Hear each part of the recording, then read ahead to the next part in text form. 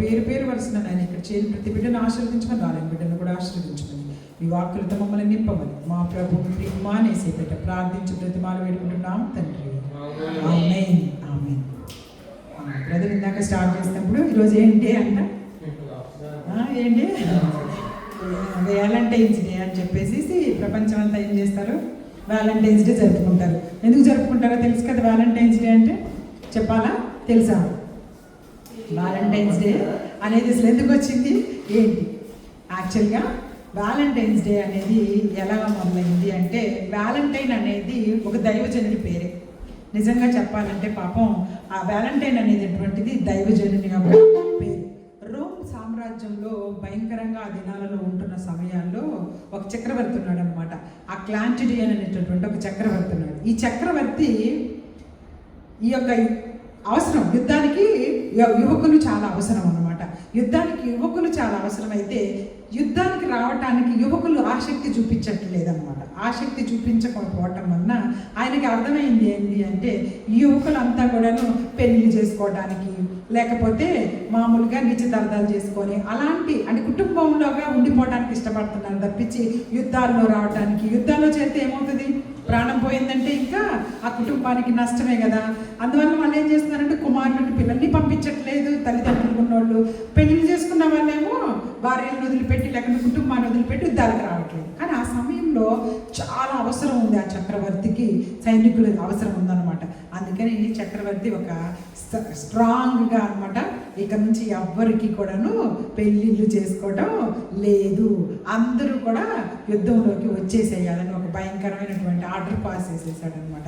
ఇక బలవంతంగా వీళ్ళని సైనికులుగా తీసుకొచ్చేస్తా ఉన్నారు, యుద్ధంలోకి చేర్చేస్తా ఉన్నారంట. దీన్ని చాలామంది ఎగనెస్ట్గా పోట్లాడుతున్నారు, మేము రాము అని చెప్పేసి. అటుపక్క ఇటుపక్క గొడవలు జరుగుతూ ఉన్నాయి. కానీ ఆ చక్రవర్తి రూల్ని పాస్ చేసేసేటప్పటికి అందరు ఇంకా తప్పనిసరిగా ఇలా జరుగుతూ ఉందన్నమాట. అప్పుడే పాపం ఈ వ్యాలంటైన్ అనేటటువంటి ఈ దైవజనుడు దానిని వ్యతిరేకించాడు, చక్రవర్తికి వ్యతిరేకంగా వెళ్ళాడనమాట. ఆల్రెడీ కనీసం పోనీ ఇప్పుడు కొత్తగా పెళ్ళిళ్ళు చేసుకునే వాళ్ళని, కొత్తగా పెళ్ళిళ్ళు చేసుకోవాలి అనుకునే వాళ్ళని ఆపినా పర్లేదు, కానీ ఆల్రెడీ పెళ్ళిళ్ళు నిశ్చితార్థాలు అంటారు కదా, ఆల్రెడీ సెటిల్ అయిపోయిన వాళ్ళని వదిలేద్దాం, వాళ్ళనైతే పెళ్ళిళ్ళు చేసేసి వాళ్ళ ఇళ్ళ దగ్గరే వదిలేద్దాం, యువకులను మాత్రమే యుద్ధానికి తీసుకొద్దామని ఒక చెప్తే ఆ దైవజనుడు చక్రవర్తికి ఆయనకి ఇష్టం పుట్టలేదనమాట. నువ్వెవరివి చెప్పడానికి అని చెప్పేసి ఆ వ్యాలంటైన్ మీద ఎదురు తిరిగాడు. కానీ ఈ వ్యాలంటైన్ గారు ఏం చేసేసారంటే ఆ చక్రవర్తికి తెలియకుండా కొన్ని వివాహాలను చేసేసారు. ఈ దైవజనుడు కదా, వివాహాలు చేయగలిగినటువంటి ఇది ఉంది కాబట్టి అతను ఏం చేశారంటే ఇట్లా నిశ్చితార్థాలు చేసేసుకొని ఇబ్బంది పడుతూ పెళ్లి చేసుకోవాలని ఆశపడుతున్న వాళ్ళకి సీక్రెట్గా చక్రవర్తి గారికి తెలియకుండా పెళ్లిళ్ళు చేసేసాడు. ఆ పెళ్లిళ్ళు చేసేయటం వల్ల చక్రవర్తి గారికి తెలిసింది, వ్యాలంటైన్ని ఉరి తీసేశారు. వ్యాలంటైన్ని భయంకరంగా ఈ ఫిబ్రవరి 14నే ఉరి తీశారు. ఇదేం గొప్ప దినం కాదు పాపం, నిజంగా చెప్పాలి, ఒక దైవజనుడిని ఉరి తీసినటువంటి రోజు. కానీ తర్వాత కాలాల్లో అదేమైందంటే పోప్, ఆ దేశాన్ని రోమ్కున్నటువంటి పోప్ అంటే దేవుని యొక్క బిడ్డలే వీళ్ళు, ఆ యొక్క దైవజనుడికి గుర్తుగా ఫిబ్రవరి 14ని వ్యాలంటైన్స్ డే అని పెట్టారు అంతే. ఆ వ్యాలంటైన్స్ డే అంటే అతని పేరు వ్యాలంటైన్, అందుకని ఆ డేని వ్యాలంటైన్స్ డే అని పెట్టేసేసారు. ఇక ప్రపంచంలో వచ్చే కొద్దీ ఆ వ్యాలంటైన్స్ డే కాస్త ఏమైపోయింది, ఆయన గురించి బాధపడటం లేకపోతే ఇబ్బంది పడటం మానేసేసి ఇష్టానుసారంగా అదేదో ప్రేమికుల రోజు అని చెప్పేసి తిరుగుతూ ఉన్నారనమాట.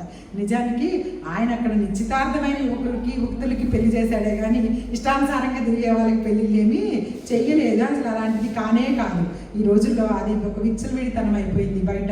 అది ఒక రకమైనటువంటి పద్ధతికి అలవాటు పడిపోయారు వ్యాలంటైన్స్ డే అంటే ఇలాగా అలాగా అని చెప్పేసి. కానీ అది కాదు, మనం నిజం తెలుసుకొని వెళ్ళిపోవాలి. అలాగే మరి ముఖ్యమైనటువంటి విషయం ఏంటంటే, ఇప్పుడు అక్కడ జరుగుతున్నటువంటి విషయానికి వ్యాలంటైన్స్ అనే అతను ఒక దైవజనుడు ఆశపడి పెళ్లి చేస్తేనే అక్కడ చంపేశారు. మరి మనందరి కొరకు కూడా ప్రాణాన్ని అర్పించినటువంటి యేసుక్రీస్తు ప్రభువారు మనకి నిజమైనటువంటి ఎవరవుతారు? ఇప్పుడు నిజంగా ఏమైనా వ్యాలంటైన్ చేసుకోవాలంటే నువ్వు ఎవరితో చేసుకోవాలి? యేసుక్రీస్తు ప్రభువారు నీకు నిజమైనటువంటి వ్యాలంటైన్. నీ ప్రేమ అంతా కూడాను నీ కోసం ఎవ్వరూ కూడా ఈ లోకంలోకి వచ్చి రక్తాన్ని చిందించేసి చచ్చిపోరు కదా, చచ్చిపోరు. ఏదన్నా మనకు అవసరం వస్తే కూడా మనల్ని తప్పించుకొని పోయే వాళ్ళే ఉంటాం, కానీ మన కోసం ప్రాణం పెట్టినటువంటి మన యేసయ్యే మనకి నిజమైనటువంటి, ఆయన మనకి తండ్రిగా ఉండటానికి ఇష్టపడతాడు తండ్రి సమయాల్లో, అలాగే మనకి భర్తగా ఉండటానికి ఇష్టపడతాడు ఆయన ఏ సమయాన్ని ఆదరించాలనుకుంటే, అలాగే ఆయన స్నేహితుడిగా ఉండటానికి ఇష్టపడతాడు, అలాగే ఆయన ప్రేమికుడిగా కూడా ఉండటానికి ఇష్టపడతాడు. మనకందరికీ తెలుసు కదా, సొలొమోన్ గారు రాసినటువంటి ఆ యొక్క పరమ గీతాలు అనే ఒక గ్రంథం చదవండి. మీరు ఎప్పుడైనా చదువుకుంటే నా ప్రియురాలా నా ప్రియురాలా అని పిలుచుకుంటుంటాడు దేవుడు. ఎవరిని నా ప్రియురాలా అని దేవుడు పిలిచేది సంఘాన్ని. సంఘం ఆయన ప్రియురాలు, సంఘంని ఆయన పెళ్లి చేసుకోవాలి. సంఘం అంటే ఎవరు? సంఘం అంటే ఏదైనా ఒక వస్తువా, లేకపోతే ఒక ఇల్లా? సంఘం అంటే నువ్వు నేనే. దానిలో ఉన్న ప్రతి ఒక్కరిని ఆయన ప్రియురాలుగా పిలుచుకుంటూ ఉన్నారనమాట. ఏమంటారంటే ఇదిగో నిష్కలంకమైనటువంటి ఓ పావురమా అని పిలుస్తుంటాడు. అంటే మనం నిజంగా నిష్కలంకం అంటే ఏంటి? కళంకం లేకుండా ఉన్న వాళ్ళమని అర్థం అనమాట. అలా పిలుచుకుంటున్నాడు. మనం నిజంగా కళంకం ఉన్నోళ్ళమే అయినప్పటికీ కూడా ఆయన దృష్టికి మనం ఎలా కనపడుతూ ఉంటామంట? అసలు కళంకమే లేని నా ప్రియురాలు అని ఆయన ఎంతో సంతోషంగా పిలుచుకుంటుంటాడు. ఎందుకు అలా పిలుచుకుంటారో తెలుసా? ఆయన దేవుడు ఆయన రక్తంలో ఆల్రెడీ మన పాపాలన్నీ కడిగబడ్డాయని దేవుడు ఒప్పుకుంటున్నాడు. మనమే మన జీవితాల్లో మనం ఒప్పుకోలేకపోతుంటాం. నువ్వు ఇప్పుడు కాదు, నీ జీవితం ఇప్పుడు 20 ఏళ్ళు ఉండొచ్చు, 30 ఏళ్ళు ఉండొచ్చు, 40 ఏళ్ళు ఉండొచ్చు. దీనికంటే ముందున్న జీవితంలో కూడా నువ్వేం చేస్తావు ఆయనకి తెలుసా లేదా?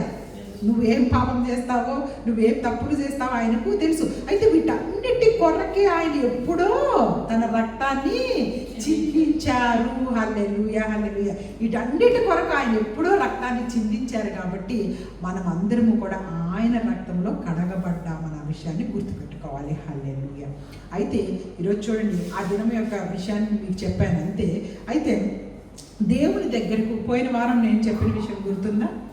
ప్రార్థనలు, కుటుంబం గురించి ఎలాంటి ప్రార్థనలు చేసుకోవాలి, నా కుటుంబం ఎల్లప్పుడూ నీలో స్థిరంగా ఉండాలని మనకు కొన్ని విషయాలని చూపించాం కదా. నాకు అపనమ్మకం ఉండకుండా ఉండాలని కొంతమంది చేసిన ప్రార్థనలు మనం కూడా మన కుటుంబాల గురించి ప్రార్థన చేసుకుంటూ ఉండాలి. అయితే ఇప్పుడు మనం చేస్తున్న ప్రార్థనలను వినేటటువంటి దేవుడా, వినని దేవుడా? హల్లెలూయా హల్లెలూయా. చూడండి, ఒక్కసారి మనందరం ఒక వచనం చూస్తే కీర్తనలు 94:9లో, కీర్తనలు 94:9, కీర్తనలు 94:9 చూసారా? ఒకసారి 94:9లో ఏం రాశారు? చెవులను కలగజేసిన వాడు వినకుండునా, కంటిని నిర్మించిన వాడు కానకుండునా. హల్లెలూయా హల్లెలూయా. అంటే ఇప్పుడు చెవులను కలగజేసినటువంటిది ఎవరు? దేవుడేనా? ఇప్పుడు చెవులను కలగజేసిన వాడు మనం ఏది పడితే అది మాట్లాడితే వినకుండా ఉన్నాడా? ఖచ్చితంగా వింటానని చెప్తున్నాడు. చెవులను కలగజేసిన వాడిని నేను వినకుండా ఉంటాను అని మీరు ఎక్కడైనా సీక్రెట్గా ఒక మూలకెళ్ళో లేకపోతే ఎవరు లేని చోట ఏమైనా మాట్లాడుతున్నారా? కాదు, చెవులు ఉన్న ప్రతి వాడిని కలగజేసిందే నేను. ఆ కలగజేసిన నేను వినకుండా లేను. మీరేం మాట్లాడుతున్నా సరే నేను వింటూనే ఉన్నాను అనే విషయాన్ని దేవుడు ఈరోజు మనకు గుర్తు చేస్తున్నాడు. ఒకసారి కీర్తనలో 6వ అధ్యాయం 9వ వచనం గొప్పగా తీసేసుకుందాం. కీర్తనలు 6వ అధ్యాయము 9వ వచనం. యెహోవా నా విన్నపములను ఆలకించి ఉన్నాడు. యెహోవా నా ప్రార్థనను అంగీకరించును. యెహోవా నా విన్నపములను ఏమంటున్నారు? ఆలకించి ఉన్నాడు. యెహోవా నా ప్రార్థన అంగీకరించున్నాడు. అంటే మన విన్నపములను ఆయన ఆలకిస్తున్నాడు అంటే అర్థం ఆయన వింటున్నాడనే వింటలేదనా? ఆయన వింటున్నాడు నీ ప్రార్థన, నీ మొరలు. అలాగే మన మొట్టమొదటిగా చెవులు నిర్మించిన వాడు వినకుండునా అన్నట్టు ప్రతిదీ ఆయన వింటున్నాడు. నువ్వు చేసే ప్రార్థన వింటున్నాడు, నువ్వు పెట్టుకునే మొరలు ఆలకిస్తూ ఉన్నాడు, అన్నీ కూడాను చూపిస్తున్నాడు అని దేవుడు ఇక్కడ క్లియర్గా మనకి తెలియపరుస్తూ ఉన్నారనమాట. ఒకసారి మనం అందరం చూసుకుంటే ఆది కాండంలో అబ్రహాం గారికి భార్యల పేర్లు ఎవరికైనా తెలుసా? చెప్పండి. ఆది కాండంలో సారమ్మ గారు, ఇంకొక భార్య పేరు సారమ్మ. చెప్పాలి. అబ్రహాం గారికి సారమ్మ కాకుండా సారమ్మ పనామైనటువంటి ఆమెని కూడా ఇచ్చి పెళ్లి చేస్తుంది అనమాట. సారమ్మ తనకి పిల్లలు పుట్టట్లేదని చెప్పి హాగరు ఆమె సంతానమే ఇష్మాయేల్ సంతానం అంటాము. గుర్తుపెట్టుకోవాలి మనందరం కూడా. ఓకేనా? 21వ అధ్యాయము 17వ వచనం మనం చూసుకున్నాం. నేను కొంచెం ముందు నుంచి 13 నుంచి చదువుతాను. చూడండి. ఆయనను తీశారు కదా అందరూ. ఆదికాండము 21:13. అయినను ఈ దాసి కుమారుడును నీ సంతానమే గనుక అతనిని కూడా ఒక జనముగా చేసేదనని అబ్రహాముతో చెప్పెను. కాబట్టి తెల్లవారినప్పుడు అబ్రహాము లేచి ఆహారము నీళ్ల తిత్తిని తీసుకొని ఆ పిల్లవారితో కూడా హాగరుకు అప్పగించి ఆమె భుజం మీద వాటిని పెట్టి ఆమెను పంపివేశాడు. మనందరికీ తెలుసు కదా, అబ్రహాం గారికి మొట్టమొదటగా పెళ్లి చేసుకున్నటువంటి భార్య ఎవరు? సారమ్మ గారే. సారమ్మ గారిని అబ్రహాం గారు ఏం చేశారు అంటే, దేవుడు నేను చూపిస్తున్న దేశానికి నువ్వు వెళ్ళు అని చెప్పాడు. వాళ్ళ ఊర్లో నుంచి, వాళ్ళ ఊరు నుంచి భార్యను తీసుకొని చక్కగా అబ్రహాం గారు బయలుదేరి వచ్చారనమాట. కొన్ని రోజులు అయిపోయిన తర్వాత దేవుడు అబ్రహాం గారికి సారమ్మ ద్వారా పిల్లలు కలగలేదు. అప్పుడు సారమ్మకి ఏమనిపించింది అంటే, ఇదిగో చాలా ఆస్తి వచ్చేస్తుంది, చాలా గొర్రెలు, చాలా పశువులు, చాలా అనేకమైనటువంటివి ఒంటెలు అనేకమైన వస్తున్నాయి, కానీ మాకు పిల్లలు లేకుండా పోతున్నారు కదా అని చెప్పి తన దగ్గర ఉన్నటువంటి పని ఆమె అయినటువంటి హాగరునిచ్చి అబ్రహాం గారికి పెళ్లి చేసింది అనమాట. పెళ్లి చేసి ఈ హాగర్ వల్ల నీకు పిల్లలు కలుగుతారు అని చెప్పింది అనమాట. అయితే ఆ పిల్లలు కలిగిన తర్వాత హాగర్కి ఇప్పుడు ఏమైపోయింది, సారమ్మని చూస్తే చిన్న చూపు అయిపోయింది. ఎవరికి? సారమ్మకి పిల్లలు లేదు, హాగర్కి పిల్లలు పుట్టేశారు. ఈమె పనామల సంగతి మర్చిపోయేసేసి ఇక సారమ్మని ఇష్టానుసారంగా తిట్టడం మొదలెట్టేసింది అనమాట.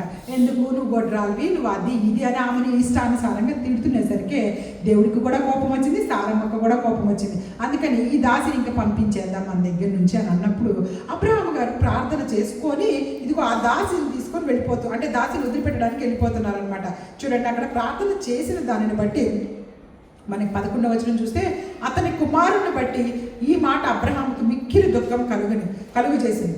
అయితే దేవుడు ఈ చిన్నవాడిని బట్టి, నీ దాసిని బట్టి నువ్వు దుఃఖపడవద్దు, శారా నీతో చెప్పు ప్రతి విషయంలో ఆ మాట విను, ఇస్సాకు వలన అయినదే నీ సంతానం, అయినను ఈ దాసి కుమారుడు కూడా నీ సంతానమే కనుక అతన్ని ఒక జనముగా చేసేదని అబ్రహాముతో చెప్పాడు. కాబట్టి తెల్లవారినప్పుడు అబ్రహాము లేచి ఆహారము నీళ్ళ తిత్తిని తీసుకొని ఆ పిల్లవారితో కూడా హాగరుకు అప్పగించి ఆమె భుజం మీద వాటిని పెట్టి ఆమెను పంపించేయని చెప్పాడు దేవుడు కూడా అని చెప్పేసి తీసుకొని వెళుతూ ఉన్నాడనమాట. అయితే ఇక్కడ చూడండి ఒక్కసారి 15వ వచనం, ఆ తిత్తిలో నీళ్ళు అయిపోయిన తర్వాత ఆమె ఒక పొద కింద ఆ చిన్నవాడిని పడేసి తీసుకొని వెళుతూ ఉండగా, ఆ సమయంలో ఎడారి కదా, అబ్రహాం గారు వీళ్ళంతా తిరిగింది ఈ దేశాలే కదా, మనందరికీ తెలిసి ఇక్కడే మనకు అంతా జరిగింది, ఇజ్రాయెల్ ప్రాంతంలోనే. ఇజ్రాయెల్లో ఎలాంటి వాతావరణం ఉంటుంది, ఇక్కడ కూడా మనకు అదే వాతావరణం ఉంటుంది. సో అక్కడ ఎడారి, ఒక పక్క ఎండ, ఆ ఎండలో నీళ్లు తీసుకెళ్ళి నీళ్లు కూడా అయిపోయినాయి ఆమెకి. పక్కన చిన్న పిల్లవాడు, ఇక ఆమెకి బాధ అనిపించింది, నీళ్ళన్నీ అయిపోయిన తర్వాత ఆ చిన్నవాడు అంటే ఒక పొద కింద పడేసి ఈ పిల్లవాడి చావు నేను చూడలేను అనుకొని కొంచెం దూరంకి వెళ్ళి అతనికి ఎదురుగా కూర్చుండి, ఆమె ఎదురుగా కూర్చుండి ఎలుగెత్తి ఏడ్చెను. 17వ వచనం చూడండి, దేవుడు ఆ చిన్నవాని మొర వినెను. హల్లెలూయా, హల్లెలూయా. ఆ చిన్నవాని మొరను కూడా దేవుడు విన్నాడా లేదా? అది చూడండి, మనకి ఇక్కడ జరుగుతున్నదే గొప్ప విషయం ఏం కాదు. ఒక పక్క ఆమె కూడా తిట్టే వెళ్తుంది, అయినప్పటికీ కూడాను దేవుడు ఆ చిన్నవాని మొర, ఆ చిన్నవాడు అమ్మ అయితే ఏమని ప్రార్థన చేసి ఉంటాడు, ఏమి మొరబెట్టుకొని ఉంటాడు? నీళ్ళు కావాలని మొరబెట్టుంటాడు. అప్పుడు ఆమె కదా వేస్తుంది, ఇంకా అంతకంటే పెద్దగా మాట్లాడడానికి కూడా వాళ్ళకి ఓపిక ఉండుండదు. కానీ దేవుడు ఆ మొర కూడా విని చూడండి, వెంటనే ఏం చేశారు దేవుడు ఆ చిన్నవాని మొర వినను. అప్పుడు దేవుని దూత ఆకాశం నుండి హాగరుని పిలిచి, హాగరు నీకేం వచ్చినది తిడుతున్నాడు, భయపడకము, ఈ చిన్నవాడున్న చోటు దేవుడు వాని స్వరము విని ఉన్నాడు, నీవు లేచి ఆ చిన్నవాడిని లేవనెత్తి నీ చేత పట్టుకో, వానిని కూడా గొప్ప జనముగా చేసేదనని ఆమెతో అనేది. మరియు దేవుడు ఆమె కన్నులు తెరిచినందున ఆమె నీళ్లు ఊట చూచి వెళ్ళి ఆ తిత్తిని నీళ్లతో నింపి చిన్నవానికి త్రాగనిచ్చెను.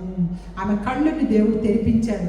ఎప్పుడైతే మనం మొరపెట్టుకుంటామో చూడండి, ఇంకేంటి బాధ, ఏంటి దిగులు, అక్కడ ఒక పక్క భర్త ఏమో వెళ్ళిపోమంటున్నాడు, భర్తే తీసుకొచ్చి దూరంగా పిల్లోడిని నిన్ను వదిలేసి వెళ్ళిపోతా ఉన్నాడు ఆ అడవిలో.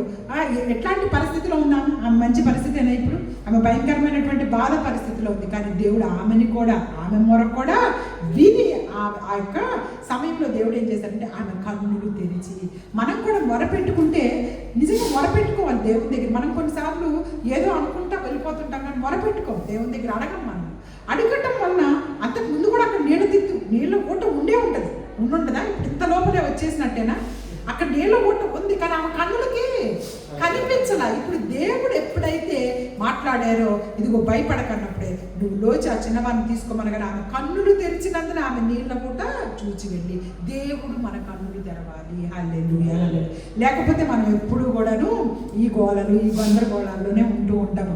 దేవుడు అయ్యా నువ్వు నా కన్నులు తెరిచి నువ్వు నాకు కనిపించు, నువ్వు నాతో మాట్లాడు, నాతో ఉండు అని నువ్వు గనక నా కన్నులు తెరిపించి, నా కన్నులకు నువ్వు కనపడట్లేదు ఎందుకు అని చెప్పేసి నువ్వు అడిగితే ఆయన మన కన్నులు తెరుస్తాడు. అక్కడ చూడండి కళ్ళ పెద్ద నీటి ఊట కనిపించిందంట. మీకు అందరికి ఇప్పటికీ తెలుసో లేదో, మక్కా వెళ్ళే వాళ్ళందరూ కూడాను ఆ నీటి ఊట దగ్గరికే వెళ్తారు. ఇప్పటికీ ఆ నీటి ఊట ఉంది. హల్లెలూయా, హల్లెలూయా. ఆ నీటి ఊటలో నీళ్ళే పట్టుకొచ్చుకుంటారు. దాని పేరే జుమ్ బావి అంటారు వీళ్ళందరూ కూడా. మీరు ఎప్పుడైనా జమ్ బావి అంటారు దాన్ని ఇప్పటికీ కూడా. సో జమ్ బావి నుంచి తెచ్చుకోవాలి వాళ్ళ నీళ్ళు. సో పవిత్రమైన నీళ్ళు. అప్పుడు అక్కడ హాగర్కి చూపించిన నీళ్ళు అన్నమాట. అది దేవుడు ఇచ్చినటువంటి ఆ నీళ్లు చూడండి. అయితే నీళ్లు నింపి చిన్నవానికి రాజు దేవుడు ఆ చిన్నవానికి తోడైండను. అతను పెద్దవాడే పెరిగి అరణ్యంలో కాపురం ఉండి విల్లు కాడాయను. హల్లెలూయా. కాబట్టి దేవుడు చిన్నవాని మొరనే ఆలకించినప్పుడు నీ మొర నా మొర ఆలకించడంటారా? ఆలకిస్తాడు. అదే ఈరోజు మనందరికీ తెలుసుకోవాలి. సో అయితే ఇంకా ఒకసారి మనందరం చూసుకోగలిగితే సంఖ్యాకాండం దగ్గరికి వచ్చేద్దాం. ఇంకా సంఖ్యాకాండం దగ్గరికి వస్తే 12వ అధ్యాయం. సంఖ్యాకాండము 12వ అధ్యాయం. మొదట 14వ అధ్యాయం వద్దాం, తర్వాత 12కి వెళ్దాము. సంఖ్యాకాండం 14వ అధ్యాయం.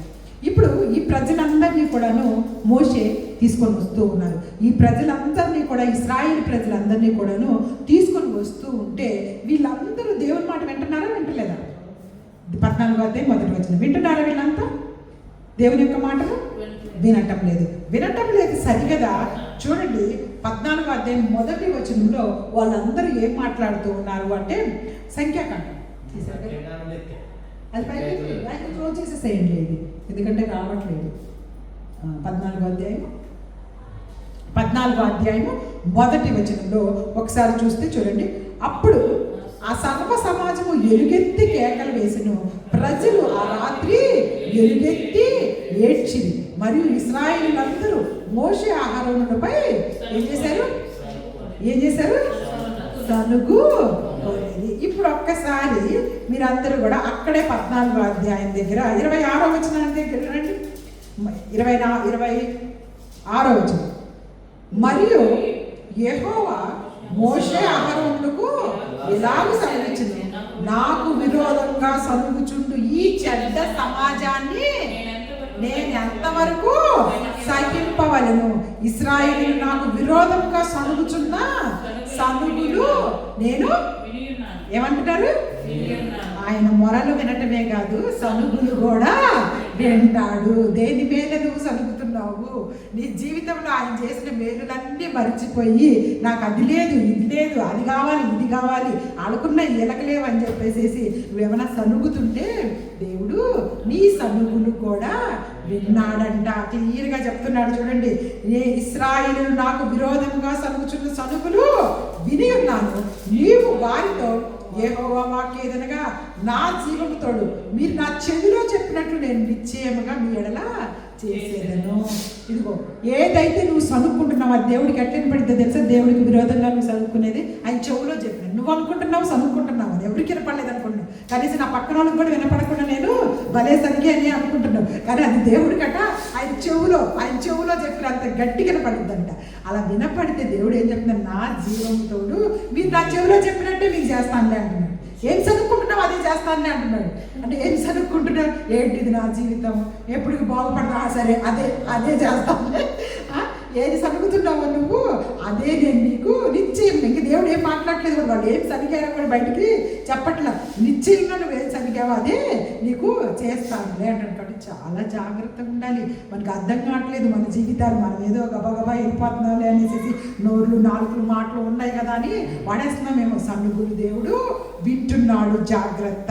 ఆ తర్వాత చూడండి అక్కడే సంఖ్యాకాండంలోనే 14వ అధ్యాయంలో 11వ వచనంలో కూడా చూడండి. 14-11లో యెహోవా ఎన్నాళ్ళ వరకు ఈ ప్రజలు నన్ను అలక్ష్యం చేయుదురు, ఎన్నాళ్ళ వరకు నేను వారి మధ్యన చేసిన శుచిక్రియలు చూచి నన్ను నమ్మకపోయిందురు, నేను వారికి స్వాస్థ్యం ఇయ్యక తెగులు చేత వారిని హతము చేసి ఈ జనము కంటే మహాబలము గల గొప్ప జనమును నీ వలన పుట్టించుదని మోషేతో చెప్పగా.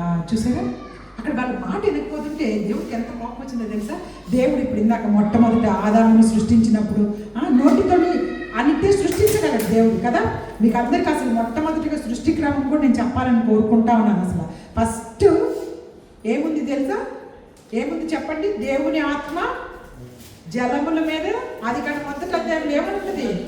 ఆది యందు దేవుడు భూమి ఆకాశములను సృజించెను, భూమి నిరాకారంగా శూన్యంగా ఉంది, చీకటి అగాధ జలములపై కప్పి ఉంది, దేవుని ఆత్మ జలములపై అల్లాడుచుంది. అంటే ఏముంది? మొత్తం నీళ్ళే, మొత్తము నీళ్లతో నింపబడి ఉంది. ఇప్పుడు దేవుడు ఏమన్నారు తెలుసా? దేవుడు వెలుగు కమ్మంటే వెలుగు వచ్చింది, దేవుడు చీకటిని కమ్మంటే రాత్రి అయింది. అప్పుడు ఒక రోజు మొదలైంది అనమాట.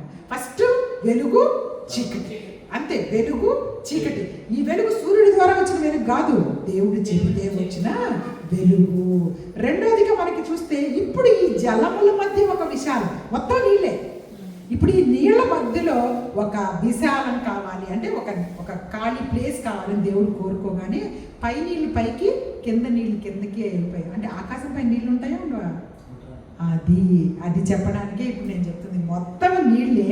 అక్కడ చూడండి, దేవుడు ఆ విశాలము చేసి, విశాలము క్రింద జలములు, విశాలము భేద జలములు. అంటే కింద కొన్ని నీళ్ళు ఉన్నాయి, పైన కూడా నీళ్లతో నింపబడే ఉంది ఆకాశం అనేది కూడాను. అందుకే ఆనాడు నోవాహు జలప్రళయంలో పైనుంచి నీళ్లు చక్కగా వచ్చేసింది మొత్తం భూమి మొత్తానికి. కాబట్టి అప్పుడు రెండో దినమైంది. ఏం చేశారు? ఇప్పుడు జస్ట్ నీళ్ళగా ఉంది. ఫస్ట్ చీకటి రాత్రి పగలు చేశారు, తర్వాత నీళ్ళని వేరు చేశారు, ఆకాశ విశాలంగా చేశారు. పైకి వెళ్ళిన దాన్ని ఆకాశం అని పేరు పెట్టారు, కిందకు వచ్చిన దానికి చూడండి భూమి అని పేరు పెట్టారు. ఆ తర్వాత ఇక్కడ చూడండి మూడోది, దేవుడు ఆకాశం క్రింద ఉన్న జలములన్నీ ఒక చోట చేరాక ఆరిన నేల కనపడును గాక అని పలికాడు. ఈ ఆరిన నేలకి ఆయన భూమి అని పేరు పెట్టారు. ఆయన దృష్టిలో భూమి అనేది ఏంటిది? ఒక నేల. ఆయన దృష్టిలో భూమి అనేది కొంచెం నేల, అంతే, పెద్ద విషయమేం కాదు. ఇంకా అంత పెద్ద భూమి ఆయన దృష్టికి ఇంత నేలలాగా కనబడుతుంటే ఆ నేల మీద నువ్వెక్కడున్నావో, నీ జీవితం ఎక్కడుందో, నువ్వు మళ్ళీ మధ్యలో నీ బాధలు నీ కష్టాలు ఎక్కడున్నాయో, అంటే మనవన్నీ దేవుని దృష్టికి చాలా చాలా చిన్నగా చేసేయగలడు ఆయన. ఇంత చిన్న విషయం అన్నమాట మన జీవితాల్లో వచ్చే ఇబ్బందులు కానీ కష్టాలు కానీ. నువ్వు మొరపెట్టుకో, అది దేవుడి దగ్గర కోరుకుంటుంది. నా బిడ్డను మొరపెట్టుకొని నా దగ్గరకు వద్దురే అని నేను ఎదురు చూస్తూ ఉంటానంట. దివారాత్రులు ఆయన ఎదురు చూస్తూ ఉంటాను. ఆ తర్వాత మీకు సృష్టి క్రమం చెప్తాను. అది జస్ట్ మీకు విశాలం పైన కూడా నీళ్లు ఉంటాయని చెప్పడానికి అనమాట. అయితే ఇక్కడ దేవుడు కోపం వచ్చి, సంఖ్యాకాండం 14కి వచ్చేయండి, కోపం వచ్చి ఏమంటున్నారో తెలుసా? ఇక నేను ఈ జనాలను సహించలేను, వీళ్ళందరినీ చంపేస్తాను, మోషే చంపేసేసి నీ ద్వారా నేను మంచి పిల్లల్ని పుట్టించుకుంటాను. నిన్ను చేసి నీకు ఇక నిన్నుంచి నీ వలన పుట్టించదని మోషేతో చెప్పగా. కానీ మోషే గారు అదే మనల్ని ఎవరికన్నా అలాంటి ఛాన్స్ ఇచ్చారనుకోండి, వీళ్ళు అసలు ఎవరు మాట వింటలేదు, వీళ్ళందరినీ తీసేసి నిన్ను మాత్రమే నీకు ఇస్తాను అన్నీ అన్నారు అనుకోండి, మనమైతే ఏమంటాం? ఓకే ఇచ్చేసేయి దేవా అని చెప్పేసి అన్నీ నాకే ఇచ్చాయని మనం అంటాం. కానీ అక్కడ మోషే గారు ఏమంటున్నారు చూడండి, ఒక మంచి మాట. 13వ వచనం, మోషే యెహోవాతో ఇట్లా అంటున్నారు, అలాగైతే ఐగుప్తీయులు దాని గురించి వింటారు, నువ్వు నీ బలము చేత ఈ జనములను ఐగుప్తులో నుండి రప్పించిదివి కదా, మీరు ఈ దేశ నివాసులతో ఈ సంగతి చెప్పియుందురు. యెహోవాను నువ్వు ఈ ప్రజల మధ్య ఉన్నావనియు, యెహోవాను నువ్వు ముఖాముఖిగా కనపడిన వాడనియు, నీ మేఘమును, ఇదే చదవండి అందరూ, నీ మేఘము వారి మీద నిలుచుచున్నదనియు, నీవు పగలు మేఘస్తంభంలోను రాత్రి అగ్ని స్తంభంలోను ముందర నడుచుచున్నావనియు వారు విని ఉన్నారు. ఐగుప్తుల నుంచి కదా తీసుకొచ్చారు దేవుడు వీళ్ళందరినీ ఐగుప్తుల నుంచి ఎందుకు తీసుకొచ్చారో కూడా ఒకసారి మీకు నిర్గమకాండం చూపిస్తే మీకు అర్థమవుతుంది. ఒకసారి చూడండి, మనందరం కూడా నిర్గమకాండం 2వ అధ్యాయం 24వ వచనం అంత పెద్దగా చదవాలి.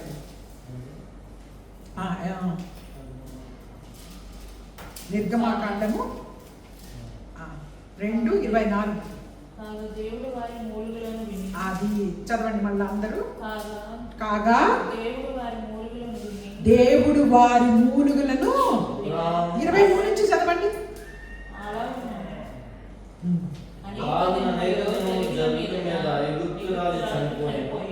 ఇశ్రాయేలీయులు తాము చేసినట్టు వ్యక్తి పనులను బట్టి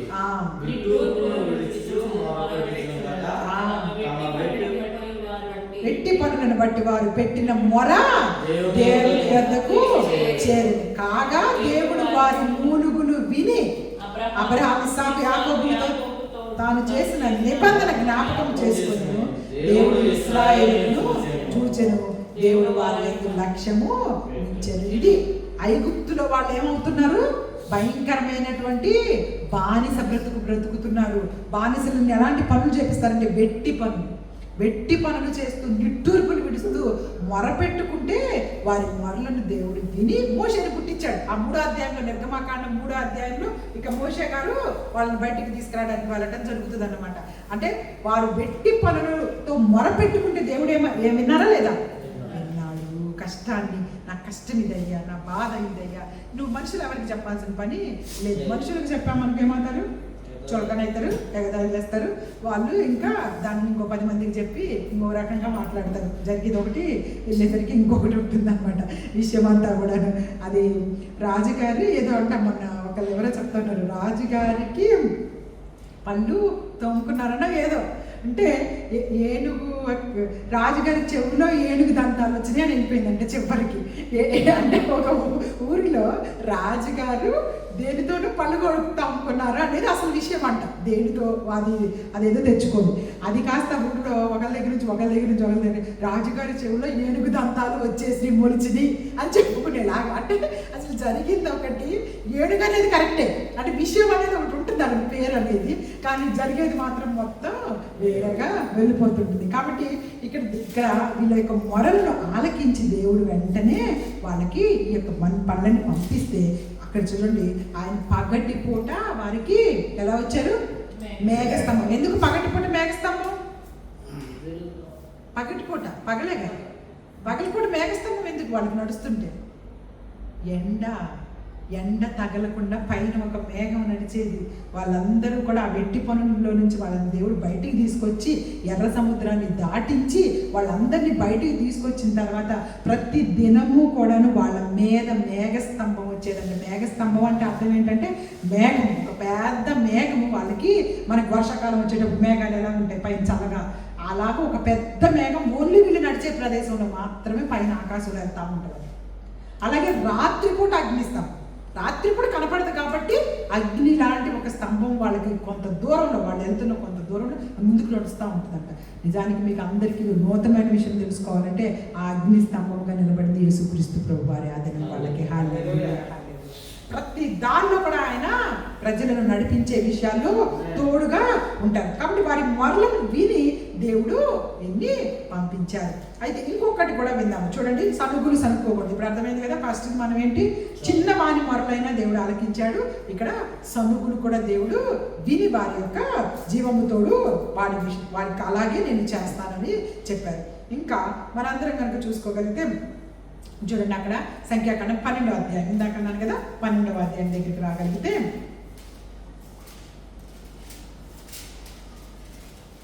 మొదటి వచనం, మోషే కూషు దేశపు స్త్రీని పెళ్లి చేసుకుని ఉండేది కనుక అతడు పెళ్లి చేసుకుని ఆ స్త్రీని బట్టి మిరియాము అహరోనులు అతనికి విరోధముగా మాటలాడివి. వారు మోషే చేత మాత్రమే యెహోవా పలికించిన, మా చేతను పలికింపలేదా అని చెప్పుకొనగా యెహోవా ఆ మాట, చదవండి అందరూ, యెహోవా ఆ మాట వినెను. మోషే భూమి మీద ఉన్న వారందరిలో మిక్కిలి సాత్వికుడు. మోషే గారిని ఎవరు ఏర్పాటు చేసుకున్నారు? మోషే గారిని ఎవరు ఏర్పాటు చేశారు వాళ్ళకి? ఇప్పుడు ఇజ్రాయెల్ ప్రజలను నడిపించడానికి మోషే గారు నేనే నడిపిస్తానని వెళ్ళిపోయాడా? దేవుడు ఏర్పాటు చేసి దేవుడు తీసుకొని వచ్చి వాళ్ళందరినీ తీసుకొని బయటికి మోషే గారిని ఏర్పాటు చేసుకొని నడిపిస్తూ ఉంటే, ఇక్కడ ఆయన ఒక స్త్రీని పెళ్లి చేసుకున్న విధానానికి ఆ స్త్రీని పెళ్లి చేసుకోవడం వాళ్ళకి నచ్చలేదన్నమాట. అందుకని వాళ్ళ అక్క తమ్ముడే వాళ్ళు ఎవరో కాదు, మిరియాము అహరోన్ అనేవాళ్ళు వాళ్ళ అక్క అన్నది. వీళ్ళిద్దరూ కూడా సనిగారంట, ఆయన మీద విరోధంగా మాట్లాడారంట. దేవుడు ఇప్పుడు ఆ మాటలు విన్నాడు. విని ఏం చెప్తున్నారు తెలుసా దేవుడు? మోషే భూమి మీద ఉన్న వారందరిలో మిక్కిలి సాత్వికుడు. ఇప్పుడు ఆయన మీద కొనగటానికి అసలు మీకు ఎలాగ ధైర్యం వచ్చేసింది అని చెప్పి చూడండి, దేవుడికి చాలా కోపం వచ్చిందండి. చాలా కోపం వచ్చేసేసి వాళ్ళిద్దరిని పిలిచి 9వ వచనంలో చూడండి, 9వ వచనం, యెహోవా కోపము వారి మీద రగులుకొనిందంట. రగ్గులు కొనగా ఆయన వెళ్ళిపోయిన వాళ్ళిద్దరిని పిలిచాడు దేవుడు. పిలిచి ఆ పైనంతా వచనాలు తిట్టాడు. తిట్టి కోపంగా వెళ్ళిపోయేసరికి చూడండి, మేఘం ఆ ప్రత్యక్షపు గుడారం మీద ఎత్తబడినప్పుడు మిరియాం ఏమైందో చూడండి అక్కడ. చూసారు, మిరియాంకి సనుగుకున్నందుకు తన యొక్క దైవజనుడైనటువంటి ఆ బిడ్డ మీద వీళ్ళిద్దరూ విరోధంగా మాట్లాడినందుకు మిరియాంకి ఏమొచ్చింది? కుష్ఠరోగము వచ్చేసింది. దేవుడికి చాలా కోపం వస్తుందండి. ఏదైనా కార్యాలు చేసినప్పుడు, ఏదైనా జరుగుతూ ఉన్నప్పుడు దేవునికి వదిలిపెట్టాలండి కూడా. దేవా, నీ చిత్తం ఏ విధంగా ఉంటే అది జరిపించాలి. అందుకని మనకై మనం విరోధంగా మాట్లాడి తెచ్చుకోకూడదు అనవసరమైనటువంటి వాటిని, అవసరం లేని వాటిని. మన జీవితాలకున్న కష్టాలే మనకి చాలు.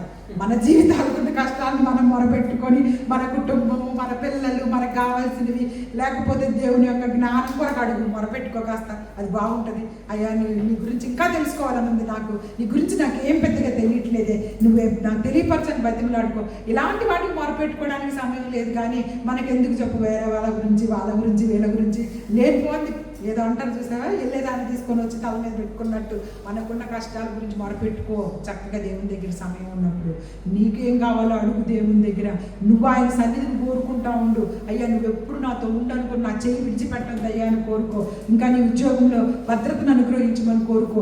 లేకపోతే నీ బిడ్డలకి మంచి చదువులను, నీ బిడ్డలు ఎక్కడెక్కడో నీకు దూరంగా బతుకుతున్నారు, వారి చుట్టూ ఏ సాతాను యొక్క శక్తి రాకుండా బిడ్డలు నీట్గా ఎదగాలని కోరుకో. ఇలాంటివి ఎన్నో కోరుకోవడానికి, ఎన్నో విషయాల గురించి మనం మొరపెట్టుకోవడానికి, ప్రార్థన చేయడానికి మనకు సమయం లేదు. కానీ మనం అనవసరంగా, ఇప్పుడు చూడండి వాళ్ళిద్దరు ఏం చేశారు, అనవసరంగా సొనుక్కొని విరోధంగా మాట్లాడుతున్నారు. ఒక పక్క మోషే దేవుడికి ఇష్టమైన వ్యక్తి, సాత్వికుడు, మిక్కిలి సాత్వికుడు అంట. ఆయన భూమి మీద ఉన్న వారిలో కూడా మిక్కిలి సాత్వికుడు అంట.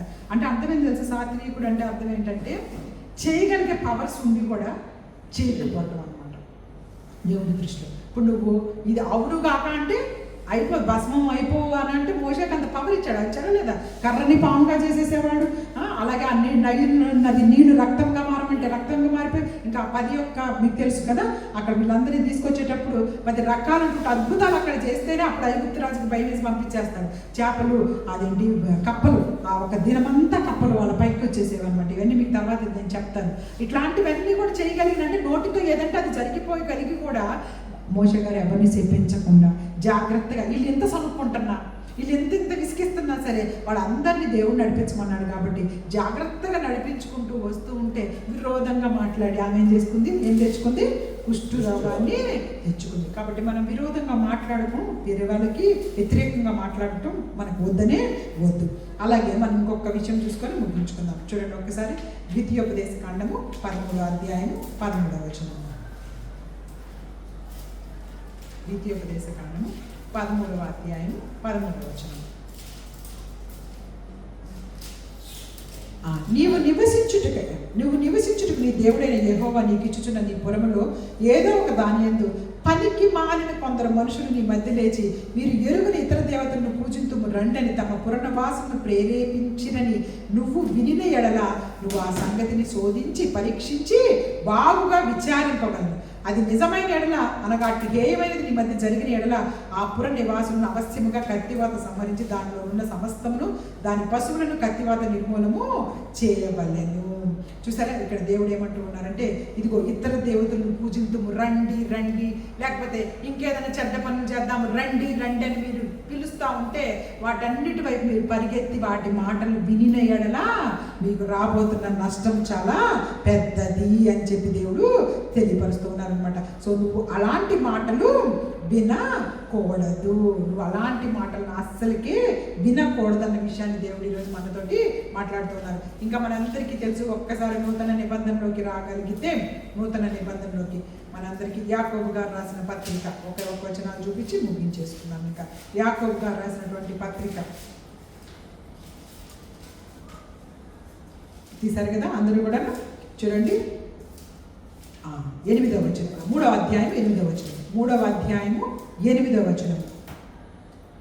ఏ నరుడను చూసారా, నాలుకను సాధు చేయలేడు, అది మరణకరమైన విషముతో నిండినది, అది నిరక్కలమైన దుష్టత్వమే. ఇక్కడ ఈ వచనం 9వ వచనం అంతా చదవండి. దీనితో తండ్రి అయిన ప్రభువును స్తుతింతుము, దీనితోనే దేవుని పోలికగా పుట్టిన మనుషులను శపింతుము. ఎంత మంచిది అది. అది మంచి విషయమా? చదవండి ఒకసారి, అందరూ చదవండి. మొదటి వచ్చింది అక్కడే 9వ వచనం. దీనితోనే తండ్రి అయిన ప్రభువును స్తుతింతుము, దీనితోనే దేవుని పుట్టిన మనుషులను శపింతు. ఒక్క నోటి నుండే ఆశీర్వచనములు శాపవచనములు బయలు వెళ్తుంది. నా సహోదరులారా, ఇలాగూ ఉండకూడదు. మీరు ఆశీర్వదించండి. మీ నోటి నుంచి ఎప్పుడు గాడ్ బ్లెస్ యూ, లేకపోతే దీవించాలి, ఆశీర్వాదాలే మీ నోట్లో నుంచి రావాలి, కానీ శాపవచనాలు మీ నోటి నుంచి రాకూడదు. ఎలా వస్తున్నాయి? మీరు స్తుతిస్తున్న నోటితోనే మళ్ళీ మీకు ఎట్లా వస్తున్నాయి? ఒక్క నోటితోనే తండ్రిని స్తుతిస్తూ రాకూడదని చెప్తున్నారు. ఒక్క నోటి నుండి ఆశీర్వచనము శాపవచనాలు మీకు మంచిది కాదు. సహోదరులారా, ఇలా ఉండకూడదు. నీటి బుగ్గలో చూడండి 11వ వచనం. దేవుడు సృష్టించిన సృష్టి అంతా ఎంత జాగ్రత్తగా పనిచేస్తుంది చూడండి. నీటి బుగ్గలు ఒక్క జల నుండి తీయ నీరు చేతి నీరు వస్తాయి. ఎక్కడన్నా మీరు ఎప్పుడన్నా నీటి బుగ్గలో అదే దాన్ని ఏమంటారు, మోటార్లు వేస్తారు కదా, ఏమంటారు, బోరింగ్ వేసినప్పుడు వస్తే ఉప్పు నీళ్ళు పడతాయి, లేకపోతే మంచి నీళ్ళు పడతాయి. అంతేగాని ఉప్పు నీళ్ళు మంచి నీళ్ళు కలిసి కలిసి కలిసి కలిసి కాసేపు చేదు నీళ్ళు కాసేపు మంచి నీళ్ళు వస్తాయా? ఎక్కడైనా రావు. అంటే ఈ ప్రకృతిలో ఉన్నటువంటి నీళ్లు ఎంత చక్కగా వస్తే మంచి నీళ్ళు వస్తాయి, లేకపోతే చెడ్డ నీళ్ళు వస్తాయి. పోనీ ఉంటే చెడ్డగా ఉండండి, లేకపోతే మంచిగా ఉండండి. అంతేగాని రెండు రకాలుగా మీరు శాపవచనాలు పడతా, ఒక పక్క శాపవచనాలు చేస్తా, మళ్ళీ ఏదో గొప్పగా మంచోళ్ళగా ఆశీర్వచనాలు చెప్తా ఉండద్దు అంటున్నాడు దేవుడు. అది మంచిది కాదు. చూడండి, నా సహోదరులారా, 12వ వచనంలో, అంజూరపు చెట్టు ఒలివ పండ్లైనా ద్రాక్ష తింట అంజూరపు పండ్లైన కాయన అటువలే ఉప్పు నీళ్ళలో నుండి తీయని నీళ్లు కూడా ఊరవు. కాబట్టి మీరు జాగ్రత్త. ఒక్క నోటి నుంచే శాపవచనాలు అలాగే ఆశీర్వచనాలు రాకూడదు. కాబట్టి మీరు ఆశీర్వదించే వారిగానే ఉండాలి. ఇంకా అక్కడ ఏమన్నారు? నాలుక ఎలాంటిదంట? మనందరం చూసాం కదా, అది మరణక నరుడును, ఏ నరుడు నాలుకను సాధు చేయడు, అది మరణకరమైన విషముతో నిండి ఉన్నది, అది నిరర్గళమైన దుష్టత్వం. మరలా ఇంకొక మంచి వాక్యం ఉంటుంది బైబిల్ గ్రంథంలో, మీకు గుర్తొస్తే చెప్పేయండి. జీవమరణములు పూర్తి చేయాలి. జీవమరణములు నాలుక వశము, ఏమో వశం కాదు. జీవమరణములు మన నాలుకే ఇచ్చారు పవర్ దేవుడు. నీ నాలుక గుర్తుపెట్టుకోవాలి. అన్నీ కూడా నాలుకకి దేవుడు అంత పవర్ ఇచ్చాడు. కాబట్టి జీవ మరణాలు నాలుక వశం. కాబట్టి నువ్వు ఏది కోరుకుంటున్నావో దేవుడు అది ఇవ్వడానికి ఆశపడతాడు. కానీ మంచి కోరుకో, మంచి విషయాన్ని ఆలోచించు, మంచివి నీ హృదయం నుండి నింపుకో. అప్పుడు నీకు ఎటువంటి హాని జరగదు. దేవుడు నిన్ను తరతరాలు, ఇందాక బ్రదర్ చెప్పిన మెసేజ్ మీకు క్లియర్గా అది ఏమైంది? ఒక పక్క సౌలు కుటుంబము, ఒక పక్క దావీదు కుటుంబము. సౌలు కుటుంబానికి దావీదు కుటుంబానికి చాలా కాలం యుద్ధాలు జరిగింది. వారి యుద్ధాలు జరుగుతూ ఉన్న కాలాల్లో సౌలు కుటుంబానికి అనేకమైనటువంటి ఆపదలతోటి సౌలు కుమారులు ఒకరి తర్వాత ఒకరు అటు చనిపోతూ మొత్తానికి ఆ కుటుంబమే పూర్తిగా వెళ్ళిపోయింది. కానీ ఇక్కడ దావీదు కుటుంబము ప్రతిసారి కూడాను మరింతగా ఒక బిడ్డ యుద్ధంలో నిపుణుడైతే ఇంకొక బిడ్డ ఇంకా అద్భుతంగా, అలాగా ఇంకా చక్కగా దావీదు కుటుంబము ప్రబలింది. ఎందుకు అంటే దావీదు దేవునికి మాట విన్నాడు, అంతే, ఇంకేం లేదు. అక్కడ ఏదైనా పెద్ద విషయం ఏమో జరిగిపోయిందని కాదు, దేవుడు యొక్క మాటను దావీదు గారు ఇష్టంగా విన్నారు. సౌలు కుటుంబంలో సౌలేమి వినలేదు. అసలు దావీదుని చంపొద్దు అని చెప్పి ఎన్నిసార్లు చెప్పినా సౌలు దేవుడి మాట లేదు. ఎందుకని లేదు? దావీదు గారిని అందరూ లోకంలో ఉన్న వాళ్ళందరూ పొగుడుతున్నారు, సౌలుని పొగడట్లా. ఇప్పుడు అక్కడ ఏమి లేదు, అక్కడ పెద్ద నష్టం ఏం జరగలేదు. గొలియాతుని ఎవరు చంపారు? దావీదు చంపాడు కదా. గొలియాతు ఇదిగో ఎవరైనా ఇశ్రాయేలీలో ఉన్నారా నన్ను చంపడానికని ఒక ఛాలెంజ్ ఇస్తున్నాడు యుద్ధ భూమిలోకి వచ్చి. అప్పుడు సౌలు ఎక్కడ చంపున్నాడు తెలుసా? రాజు సౌలు అంతఃపురంలో ఎక్కడో దాక్కొని ఇంకా అదిగో అమ్మో అంత పెద్ద గొలియాతు ముందుకు ఎవరు వెళ్ళకండి అని చెప్పేసి మిగతా వాళ్ళని కూడా భయపెట్టే టైప్లో రాజు ఉన్నాడు. కానీ 17 సంవత్సరాల పిల్లోడైన దావీదు గారు ఒక్కసారి ఆ యుద్ధ భూమిలోకి వచ్చేమన్నాడు తెలుసా? అసలు ఈ సున్నతి లేనంటే దేవుడే తెలియని వ్యక్తులను, దేవుడే తెలియని వాడిని దేవుడు తెలిసిన మనం ఎందుకు ఎదుర్కోవట్లేదు అని చెప్పేసి స్ట్రైట్గా వెళ్ళిపోయి 5 రాళ్ళు తీసుకొని ఒక్క రాయితోటి వాడి తల మీద కొట్టాడు. వాడి కింద పడ్డాడు. వాడి కత్తే తీసుకొని వాడి మెడ నరికేసేసి ఆ మెడ తీసుకొని ఆ యుద్ధ భూమి నుంచి బయటికి పరిగెత్తుతుంటే చుట్టుపక్కల ఉన్న వాళ్ళందరూ కూడా పారిపోయారండి. అంతటి ఇది జరిగేసరికి దావీదు గారిని మరి యుద్ధ భూమిలో అంతమంది చూశారు కదా, మరి ఇప్పుడు పొగడరా, కొంచెమన్నా పొగుడతారా? సౌలు దాక్కున్నాడు. దావీదు 17 సంవత్సరాల పిల్లోడు చక్కగా యుద్ధం చేసి ఆ యొక్క గొలియాతుని చంపు తీసుకొస్తుంటే అందరూ అన్నారంటే జనులు, దావీదు గారికి 10,000 స్తోత్రాలు.